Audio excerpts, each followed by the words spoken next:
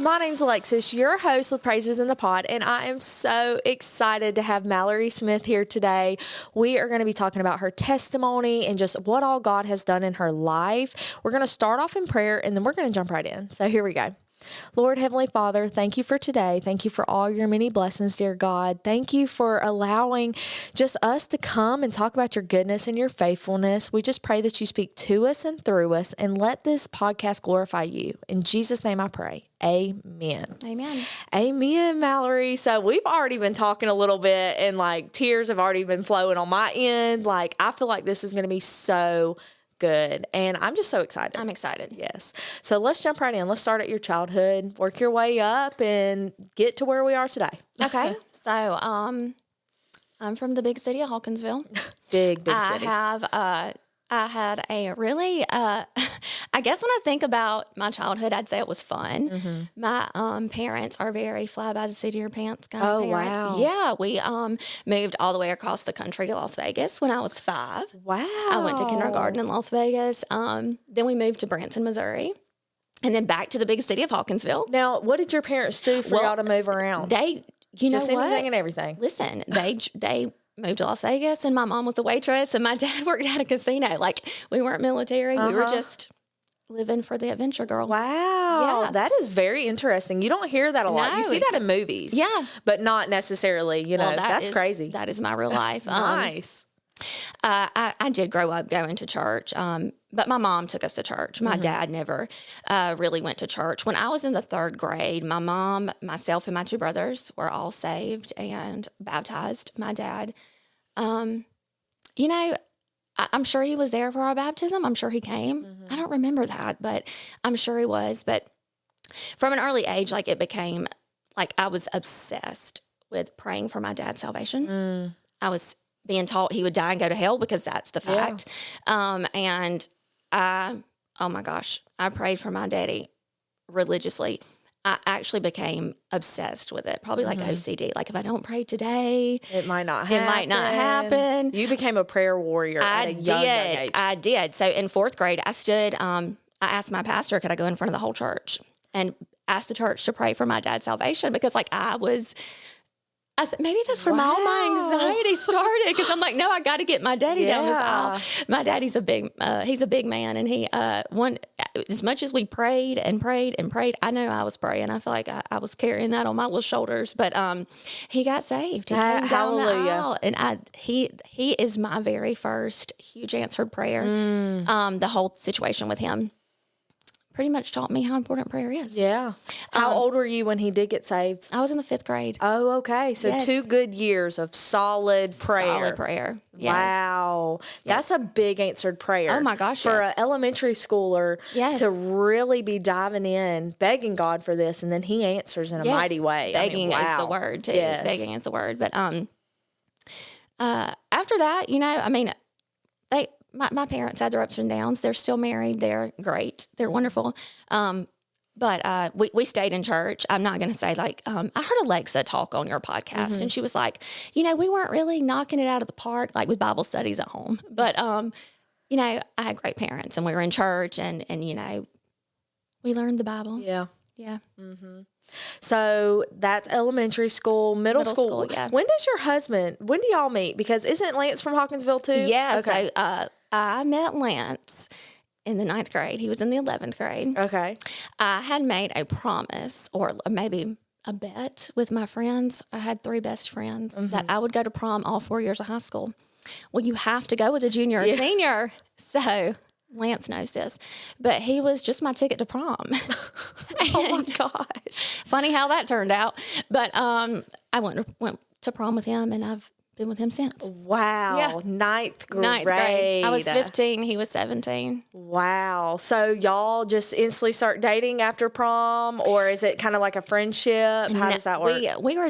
He gave me his class ring in the hallway, Yeah. We dated pretty much instantly. Oh, okay. Yeah. So what does that look like? Are y'all in church? How was his faith back then too, and y'all together? I'll tell you, looking at it now, it's crazy to say, Lance really wasn't involved in church. My mom made a rule, like, if you want to see Mallory, you have to go to church. Yeah. So if you come to church on Sunday, then you can see her the next weekend. If you don't come to church, you don't get to see her. So he came to church because he wanted to see me, and that was the rules. That's how it went. So, I mean, it was very casual. He and I were not very involved in a youth group at that time. I had been as a middle schooler, but in high school, kind of fell off.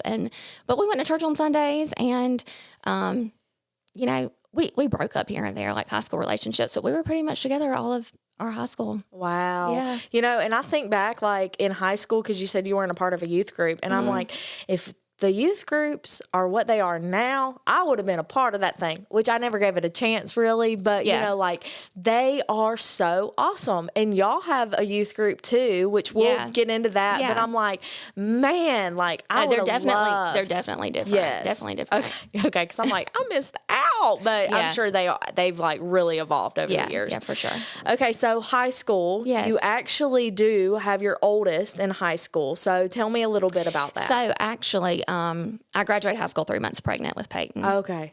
Yeah. So, I mean, just to be fully transparent, I mean, Lance and I obviously did not wait till marriage, you know, and we had been together for 4 years when I got pregnant with Peyton. And yeah, it was very hard. Yeah. Well, two, you're in a small town. I was about to say we live in a really tiny town. I think I was probably the last person people would think would get pregnant in high school. I mean, I don't know if this is too much information, but I've only ever been with Lance. Like I've been with him my whole life, you know, so I've not had another relationship really other than Lance. So I did get pregnant, and it was just absolutely terrifying because I knew how it was going to break my parents' hearts. Yeah. And I'll be honest with you, I was never really scared to be a mom. Like, that's kind of all I ever wanted to be. Peyton wasn't the scary part. It was just the reaction of, like, my small town and my parents. Like, I knew it was going to break their hearts. Yeah. Well, how did that affect, like, your walk at that time? Because, you know, like, you said y'all are going on Sundays. You're not really involved. But now, you know, you're pregnant at a young age. Yeah. You're not married. And I know, you know, you're probably getting some... Oh, gosh. Yeah. Yes. Just some, you know, negative responses and stuff like that. So are you like shameful? Oh, gosh. Listen, I was so ashamed. And I worked in a precious little gift shop in Hawkinsville that's still there. Everybody knew me. And, you know, I mean, I was on the homecoming court. You know, like I was just like, I appeared to have it together. And then now I'm pregnant. And it was rough. It was rough. I mean, people were not nice. People, you know, lied and said it's not Lance's, which was completely impossible. Like, not even possible. Yeah. My mom worked in town too, so she heard all these rumors, and it was already hard enough on them. Like, they were already, you know, I'm sure they were ashamed and embarrassed. Let's be honest. They were angry. Probably too is like, you know, you want more for your kids. Of course. And they know like you're a young age and now you're going to have to struggle and figure out this life before you're really even ready. Because at 17, 18 years old, I don't know anything. You know, like I don't know how to raise a kid. I barely know how to raise myself. And so, you know, we just want more for our kids than something like that. So, you know, for a long time, I carried a lot of hurt from them, like of honestly, their reaction to it. Now I have a child of my own that, you know, I have children of my own, but I have a child of my own that was that age. And I mean, I can imagine. Yeah. You know, I can imagine how they felt. Definitely. So after y'all have Peyton, what does life look like? Because new out of high school, really, what does that look like for y'all? I stayed with my parents. Lance and I did not get married right away. I had this huge fear that I would marry him because we had a kid and then it would end terribly. And I'm like, I've already got this all out of order. Like, I can't make the hole deeper, you know? So, Lance would have gotten married. His parents, so let me backtrack a little bit. His parents left when he was 17. He graduated at 17 and they moved away. So Lance was pretty much living on his own with his older brother. And, what's their age difference? So, let's see. Oh gosh, maybe 4 or 5 years. Okay. So, I mean, like, he didn't have a lot of order. He was working at a grocery store. And so his parents weren't around, and, you know, I stayed with my parents. I just felt like I needed that stability for Peyton. I didn't feel like Lance could take care of us, you know, at that time. I was in college. I went straight to college out of high school. Like, I tried to put my life on a fast track because I'm like, you know, here we are. I want to beat the statistics of all of this. Yeah, for sure. So I actually had Peyton, and 3 days later, I went back to college and sat on a pillow. Wow. Yeah, it was crazy. But anyway. Determination. Yes, for sure. I stayed with my mom until Peyton was 18 months old. And it was rough because, and here I am, a mom, that's my kid, you know, and like, they're still telling me like what to do and how to do it. I will say though, and my mom would tell you the same thing. Like, I raised Peyton from the get. Like, I was up by myself with him at night. Lance never spent the night there. Like, I did it. Like, you know, I grinded it out. But we got married in Jamaica when Peyton was 18 months old. Yes. Little destination wedding. Okay. I told you, like, I got that from my dad, I guess. Like, we'll just take off and go somewhere. So just looking for an adventure. Nice. But yeah, we got married in Jamaica when he was 18 months old. So, okay, so y'all get married. Yes. You're around the age of what? 20? 20. Okay. So now y'all live together. Right. Everything else, how does that look? Okay. So, just to be fully transparent, I have separation anxiety like no other. So my whole life, my person was my mom. Yeah. Like, she's my person. I have a lot of anxiety about like her dying or her leaving me, which I have no reason to have this anxiety, by the way. Like, she's been consistent. She's never I don't even know. Yeah. And so my mom was my person. So I moved in with Lance, obviously. We were married. And my mom's still my person. Yeah. And that's kind of a problem.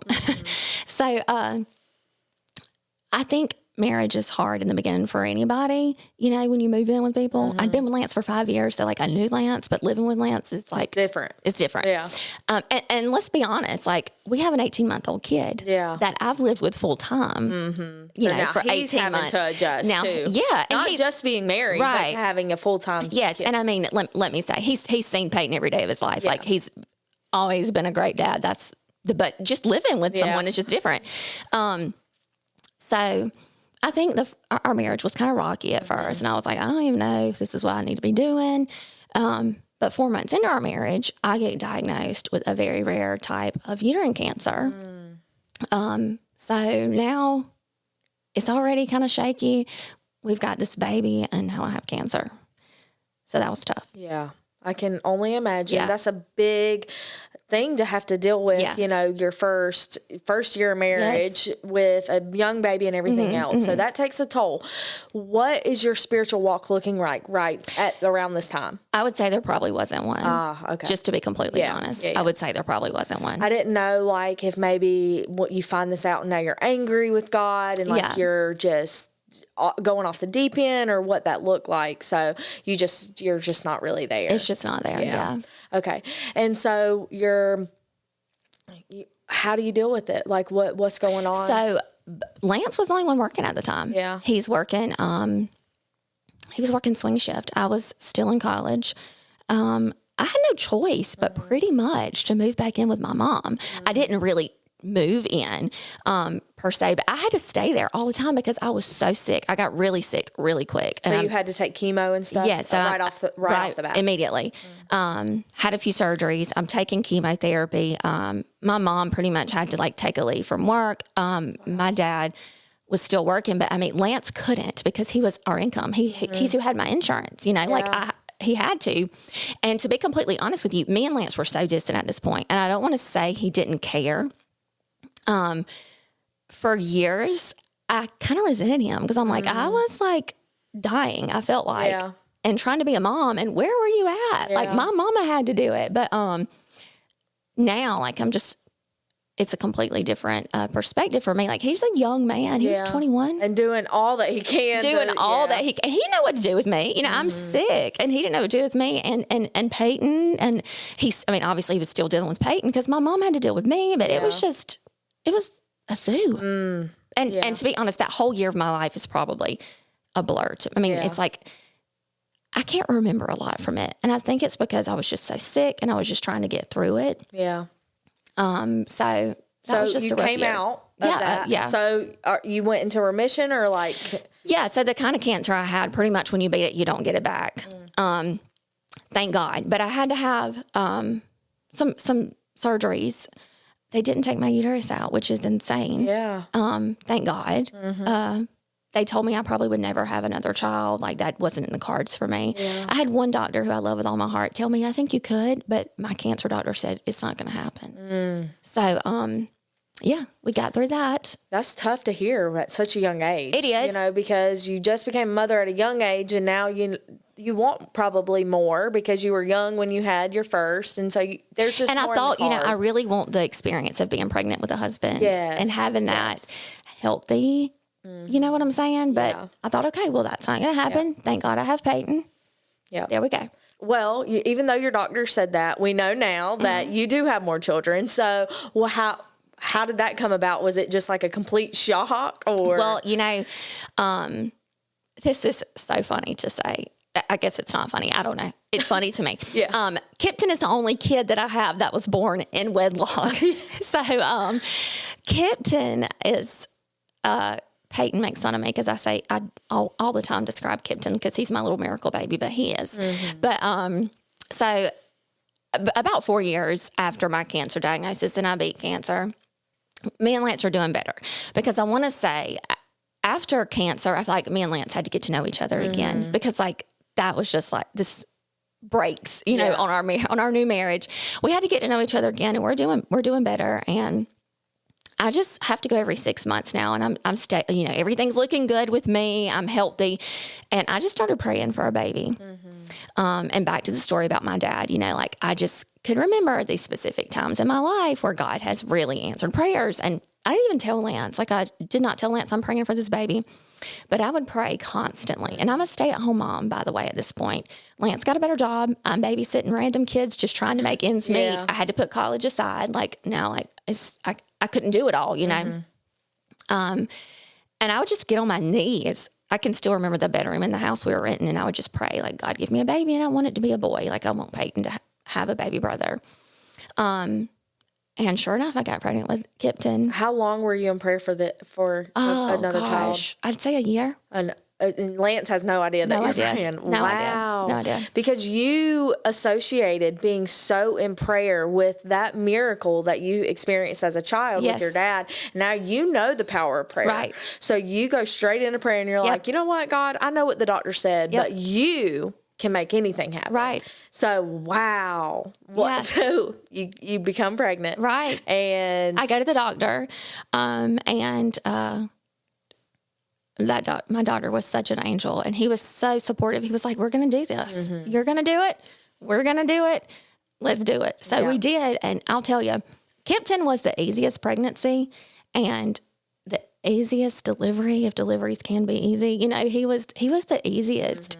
And that's kind of the end of that cancer chapter for me. Like when Kipton was born, that's kind of the end of that. Like brighter days ahead. Yes. Like he was the end of that ugly chapter, and he was the beginning of like the brightest chapter. He was, and I hate to say this because I don't want Peyton or Lance to hear this, but like Kipton brought so much joy with him. Like he truly did. Like when he came, he just brought the joy. Yeah. It just felt like a missing piece. That wasn't there, that you didn't know that you were missing, but he just started to complete that. Yes. Oh, wow. So y'all, you've just got this answered prayer. Yes. Is this when maybe you start really trying to dig deep, or? So at this point, Lance and I are going to church every Sunday. Okay.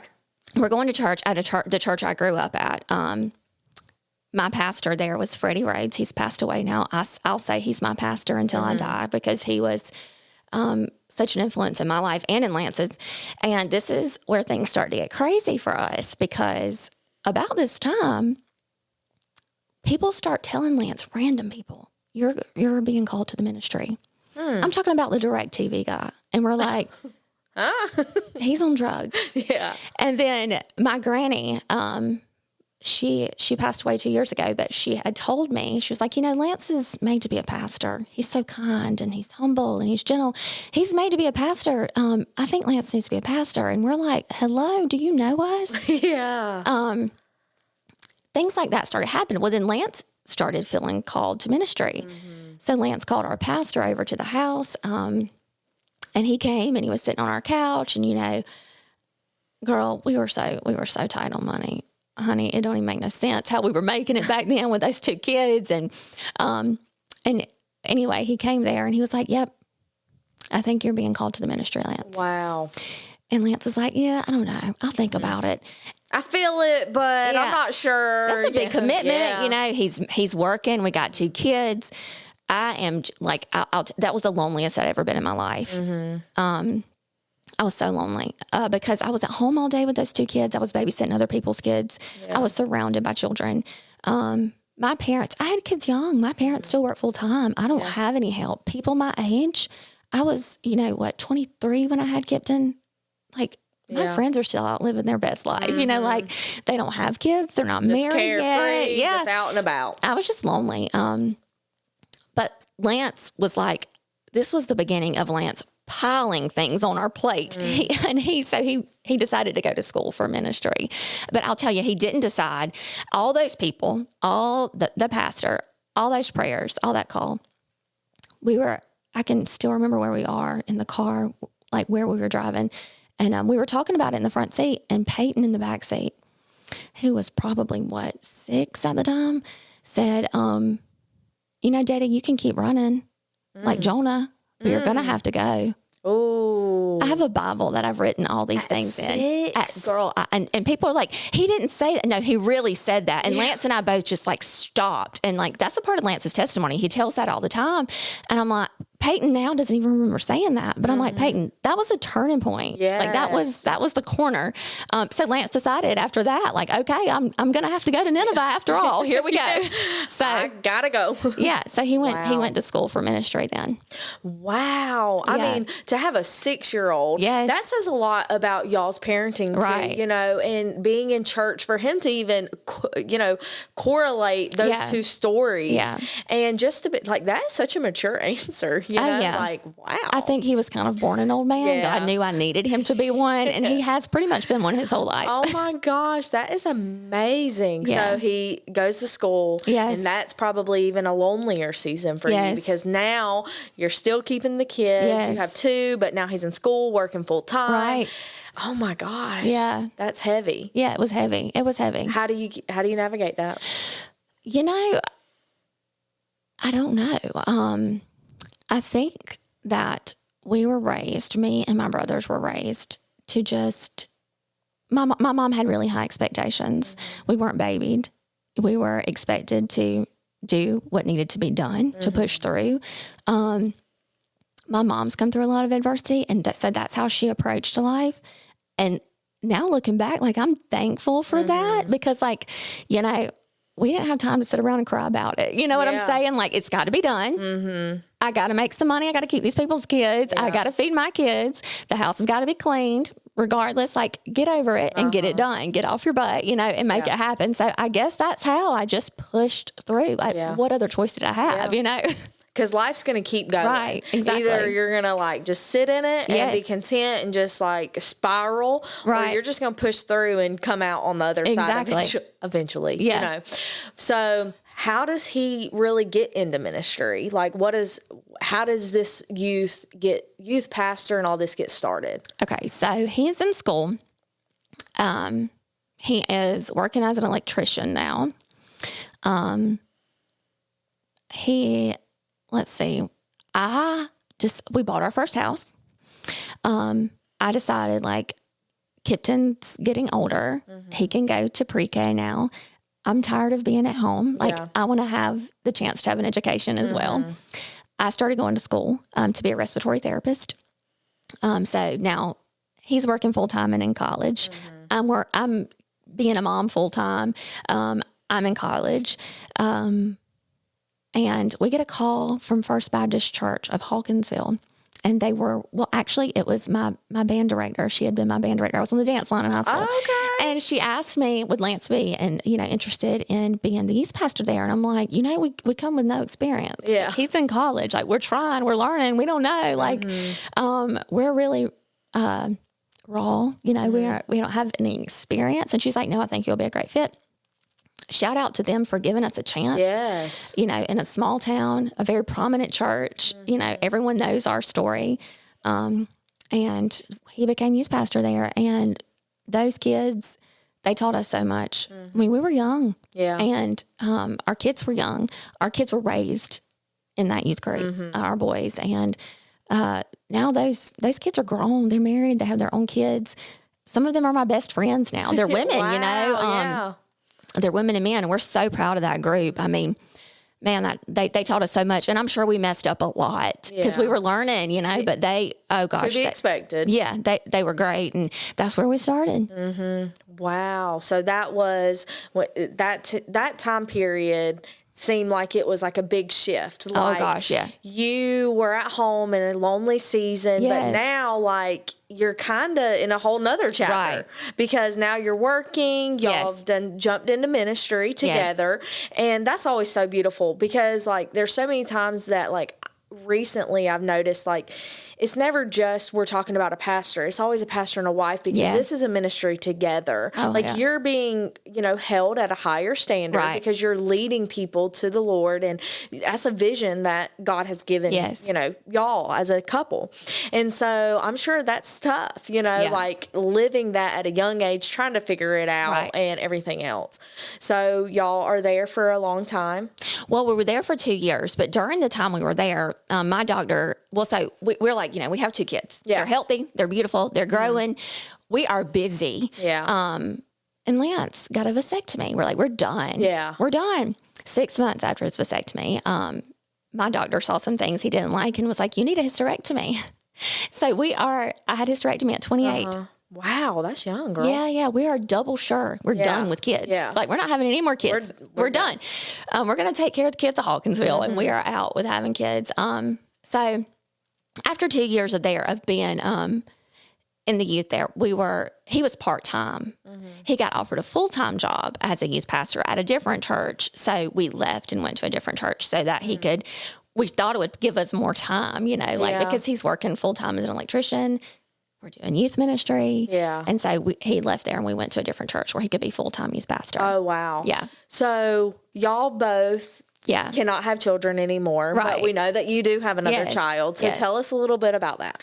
So, after, we are certain we're not having any more kids, I was really excited about that, to tell you the truth. Yeah. Like, I'm like, I've been being a parent since I was 18. Like, this is good. I'm going to raise these kids.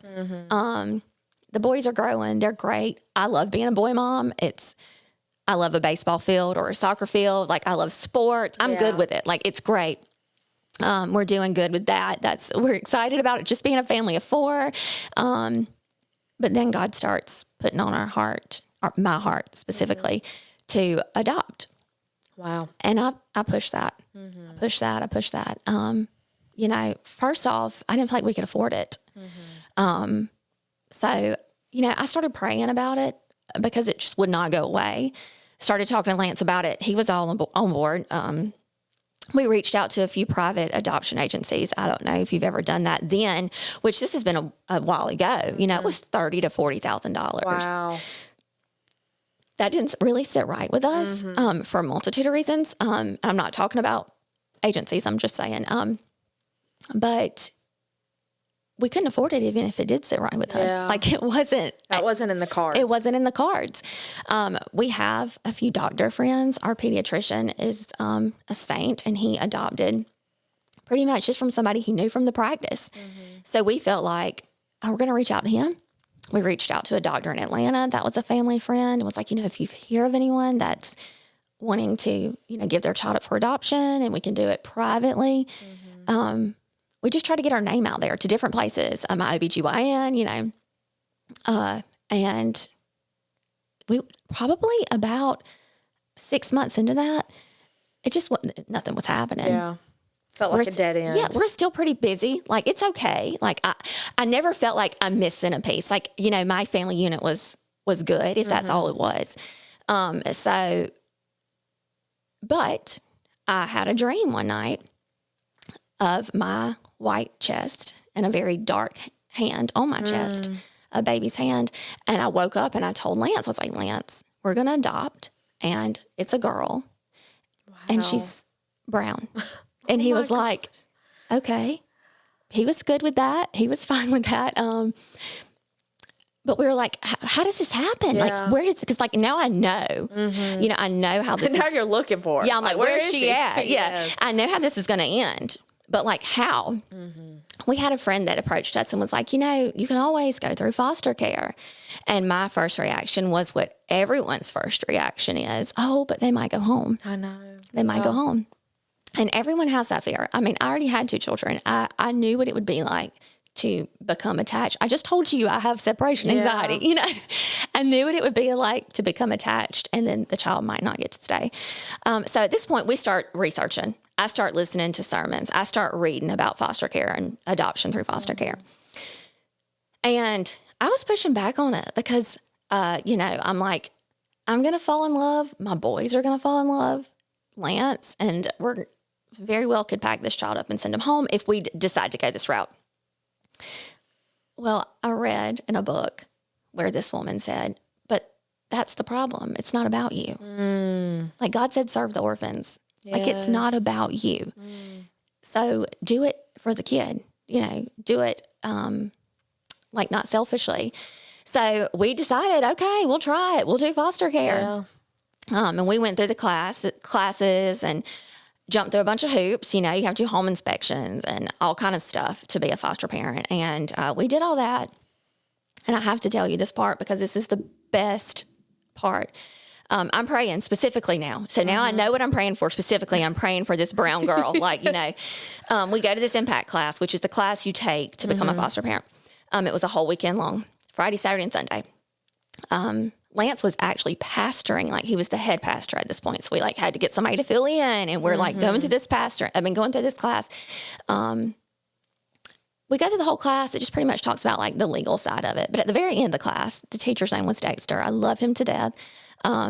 He gave me and Lance a really hard time about all kind of stuff. He was silly. But at the end, he was like, I want you as a couple, there's several couples there, to take this sheet of paper, and I want you to draw your perfect child that you're going to get from foster care. So well, I was like, you. okay, you already know. I'm like, give me the pencil, Lance, because baby, this one's on me. So I drew this little girl. I shaded her dark. I drew all this big curly hair, and you had to put, he asked where was she born, and I wrote out of state, because I thought in my head, selfishly, if she's born out of state, this will be easier for me to maneuver, to handle. Why did she come into care? There's only certain reasons a child comes into care. I thought neglect would be the least of all those reasons, so I wrote neglect. What does she like? And I put Disney World and princesses and Barbies, and I drew this. And so then he's like, now stand up and show it to the class, and we did. And he said, now I want you to rip it up, because foster care is not about you, and you're not going to get what you want. Oh, wow. I have chills. I ripped it up. I wish I would have took a picture. So we got approved on a Tuesday. We picked her up on a Thursday. Wow. They called me and they said, we have a baby up here that we've taken into care. She was born in Virginia. I'm like, out of state? Well, yeah, and we know you're Caucasian, and we want to let you know she's African American. And I'm like, do not move. Yeah, I am coming now. We have no car seat. This is at night in Hawkinsville. Do you know that there's nobody that has a car seat in Hawkinsville? Dollar General ain't got a car seat. I'm calling friends. I'm like, listen, rip your car seat out. I will bring it back to you. I need it right now. We go and we pick up this tiny little bitty baby girl. And I got her that night, and we got home, and I had to bathe her, and I have nothing. I have zero. Lance is at Dollar General just trying to find bottles. She don't have formula. She don't have diapers. She has nothing. You have a baby. That's it. And my mom came over, and my mom said, I was just washing dishes. I literally detached. And my mama said, why aren't you holding her? And I was like, because if I do. Yeah. But I did. And that was it. That was it. I thought, I will move heaven and earth.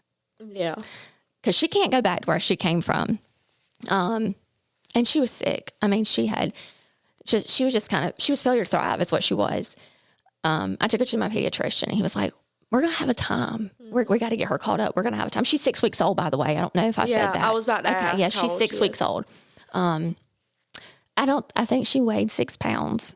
So, she was just, it was a time. But do you know that within 8 weeks, that girl was on target? Wow. She was on target. And Lord, DFACS. Thriving. Yes, DFACS, forgive me, because I broke every rule because, the baby's got to sleep in her own room and her own bassinet. The baby slept on my chest. Yeah. I'm like, and the caseworker would come and she'd say, where is she sleeping? I'm like, oh, in that beautiful nursery we lanced through together. Seen them walls. Baby, she ain't never slept in that nursery. But anyway, it was 18 months of hell. Yeah. Fighting because, foster care is messy. Mm-hmm. And in that time, we also got more foster children, by the way. Like they're coming and going. And these were kids that would come and they would say, we need you to keep them for a week until another home is ready. It's heartbreaking all the same. I mean, I don't think people understand the foster care system and how full it is and how limited foster parents are. And anyway, we had, Anna Ruth had 2 scheduled visits a week with her biological family. We had court every month. Sometimes, the biological family doesn't show up at all. Regardless, I had to go to these visitations. Yeah. And DFACS, the caseworker, was like, I can transport her there. I can take her to the visits. And I'm like, no, she's mine. I'll take her. I need to see what's going on. I would work all night at the hospital, not go to sleep, come home, take her to a visitation. Whether they showed up or not, I was there. I never missed one. Did they show up or? Occasionally. Yeah. More times I have a journal that I kept because I don't want her to ever have questions that I can't answer. Where I would write notes of every visit. And more times than not, they did not show up. If they did show up, they would call me after their visits were supposed to be 2 hours long. They'd call me after about 20 minutes and say, the caseworker would say, we need you to come back. The child's done nothing but cry. And she didn't cry. Like she didn't cry. So, it was, those visits were hell, to be honest, for me and her and Lance. I mean, Lance and I would just sit in the parking lot and wait to get that call because we're like, we need to go get our child, know. So I'm sure that is such the visits and everything too, but you have this vision, this dream of what you have. Yeah.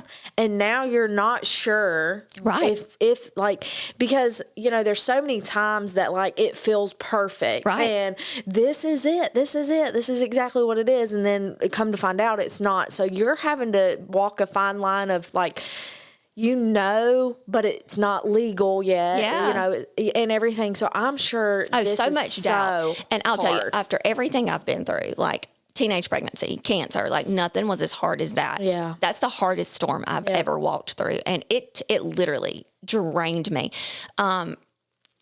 Me and Lance always had more of a peace about it, but like I doubted. Because we'd go to court every month, and every month the judge would say, we're sending her back home. This mom's going to be better now, and we're going to send her back home. And, it was never good for her to go back home. And I knew that. And I'm like, I'm in love with this kid. And like, I just want her to have her best shot at life. And I'll tell you how it finally ended. Her biological mom did start showing up to visits. And at this point, Anna Ruth was 18 months old.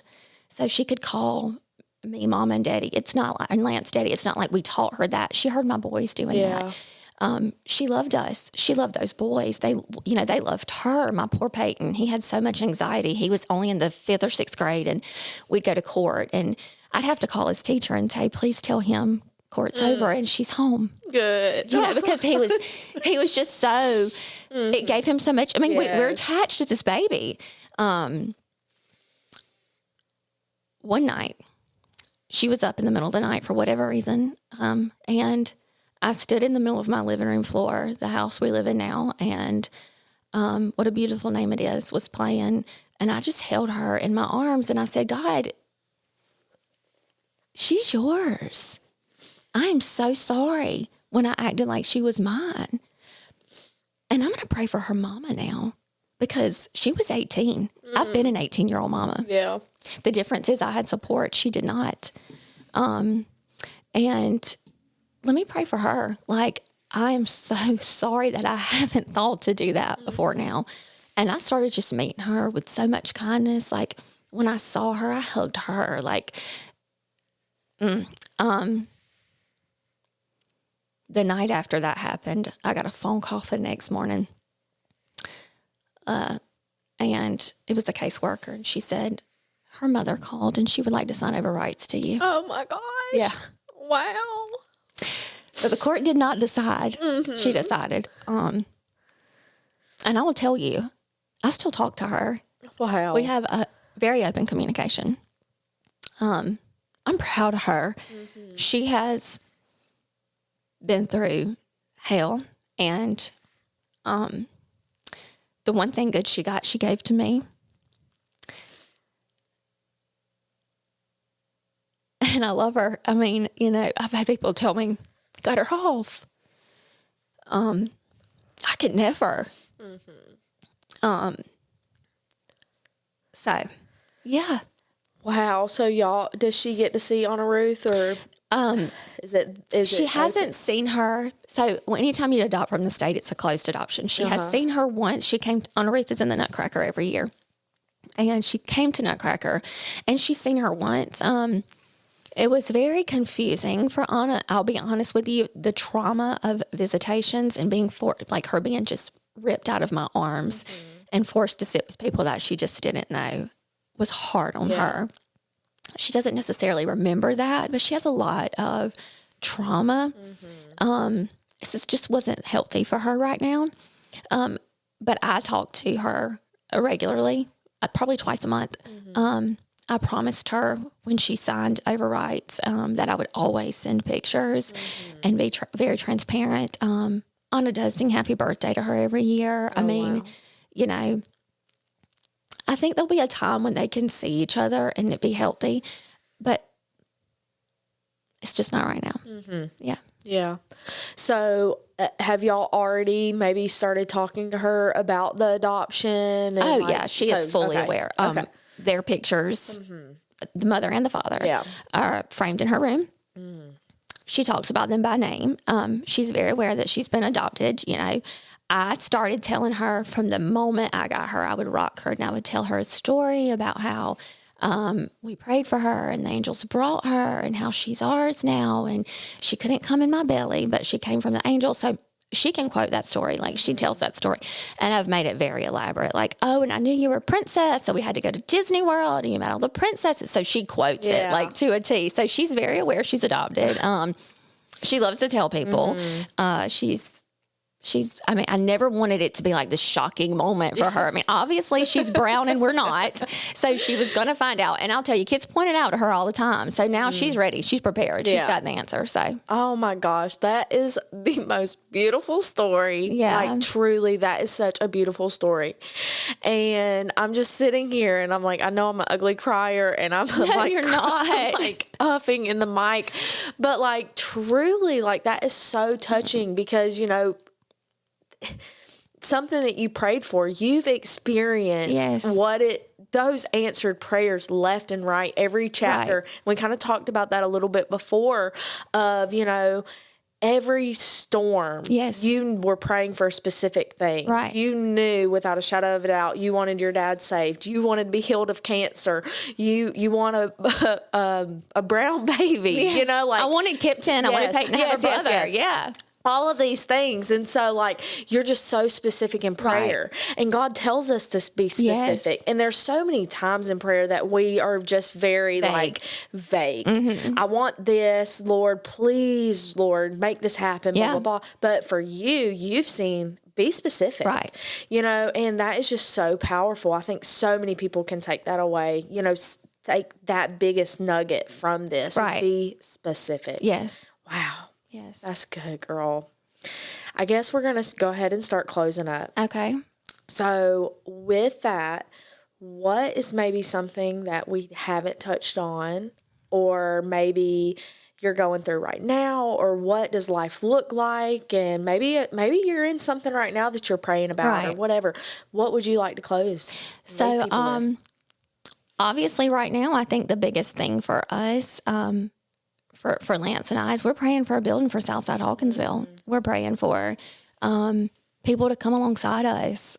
I'll tell you, for the last 3 years, we've pretty much done ministry alone. Yeah. Like, we decided to leave, our last church. Lance became a full-time teacher, so he could really get in the mission field, with the teenagers. And it has proven to be such a success. I mean, we have a large youth group, and for a really long time, it was just me and Lance doing it. Now we've got people, coming along with us, and we need more. We need more because we ready to get this church started. Yeah. We need a building. We need a youth pastor. We need a children's pastor. We need All people, everything. We Yes. need, everybody to help us. But that's our biggest prayer right now. We're super busy. Lance works full time. He teaches, coaches, preaches.